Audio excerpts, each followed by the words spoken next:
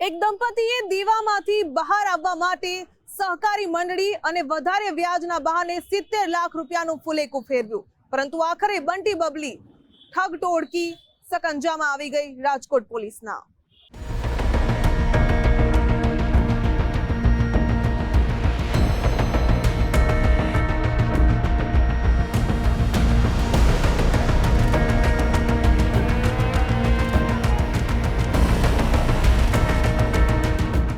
લોભિયા હોય ત્યાં ધુતારા ભૂખે ન મરે તે કહેવત ભલે જૂની હોય, પરંતુ થોડા સમયમાં વધુ વ્યાજની લાલચે લોકો હજુ પણ વારંવાર છેતરપિંડીનો શિકાર બને છે।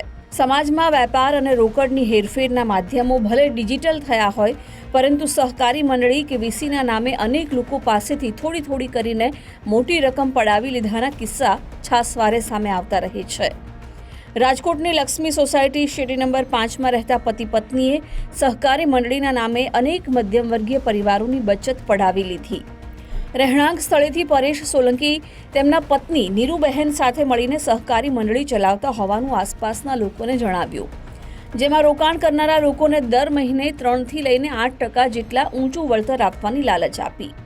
આ છેતરપિંડીની સ્કીમ થકી 80 જેટલા રોકાણકારો પાસેથી 70 લાખ રૂપિયા જેટલી મોટી રકમ ઉઘરાવી લીધી। આ દંપતીએ રોકાણકારોને શરૂઆતમાં જાતના વાયદા બતાવ્યા।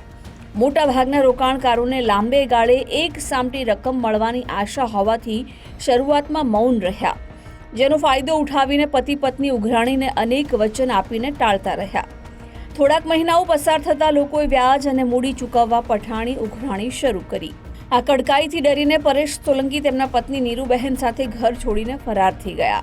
આ દંપતીએ મોટા ભાગે મહિલાઓ સાથે છેતરપિંડી આચર્યાનો ખુલાસો થયો છે। આ અંગે કંટાળીને કેટલાક રોકાણકારોએ પોલીસ સ્ટેશને ફરિયાદ નોંધાવી। દિનેશભાઈ સોલંકી સોહમનગરમાં રહેતા નામના વ્યક્તિએ ફરિયાદ નોંધાવેલી કે પરેશભાઈ પ્રાગજીભાઈ સોલંકી અને એમના પત્ની નીરુબેન સોલંકી તેઓ એક પંચશીલ મંડળી ચલાવતા હતા અને એમના પત્ની બાળ સખી મંડળી ચલાવતા હતા। એ અન્વયે એ લોકો પાસેથી પૈસા લેતા હતા અને પૈસાની અંદર 5 થી 8% વળતર આપવાની એને લાલચ આપતા હતા। એ રીતે ધીરે લોકો પાસે પૈસા લઈ અને પોતાની પાસે રાખી અને એ લોકોને આપતા હતા એવી લાલચ આપી હતી।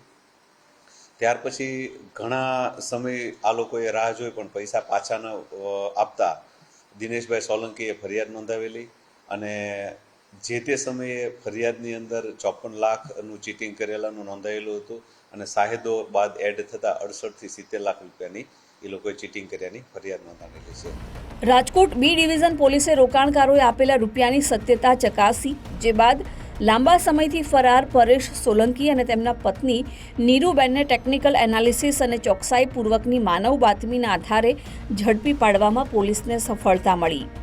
આ ઠગ બંટી બબલીને પોલીસે કોર્ટમાં રજૂ કરી 1 દિવસના રિમાન્ડ મેળવી લીધા છે। મહિલા સહકારી મંડળીના નામે ખોલેલા બચત મંડળમાં મોટાભાગની મધ્યમ વર્ગીય મહિલાઓની મૂડી સલવાઈ હોવાનું તપાસમાં ખુલ્યું છે। અમારી તપાસમાં એવું કોઈ ખાસ કારણ બહાર આવ્યું નથી, પરંતુ જે અમને લાગે છે, જે તપાસમાં અમને જોવા મળ્યું, એ લોકોને થોડુંક લેણું હતું અને એ લેણું દેવા માટે આ મંડળીમાંથી પૈસા ઉઘરાવતા હતા। ત્યાર પછી વળતર આપવા માટે અને એક જણને વળતર આપવા માટે બીજા પાસેથી પૈસા ઉઘરાવતા, બીજાને વળતર આપે ત્રીજા પાસેથી પૈસા ઉઘરાવતા। એમ કરતાં એ લોકોને આ લેણું વધી ગયું। આની અંદર ભોગ બનનાર 80 થી 90% મહિલાઓ છે, કારણ કે સખી મંડળ ના નામ હેઠળ જ આ લોકોએ પૈસા લીધા। આ દંપતી થોડી રકમના દેવામાં હોવાથી એક વ્યક્તિ પાસેથી પૈસા લઈને બીજાને આપ્યા। આ ચક્ર વારંવાર કરીને હવે મોટા દેવાની સાથે કાયદાના સકંજામાં પણ ઝડપાઈ ગયું છે। આ દંપતીએ છેતરપિંડીથી મેળવેલા નાણાં ક્યાં વાપર્યા? આ ઠગ બંટી બબલીને ફરારીના મોટા સમય દરમિયાન કોણે આશ્રય આપ્યો?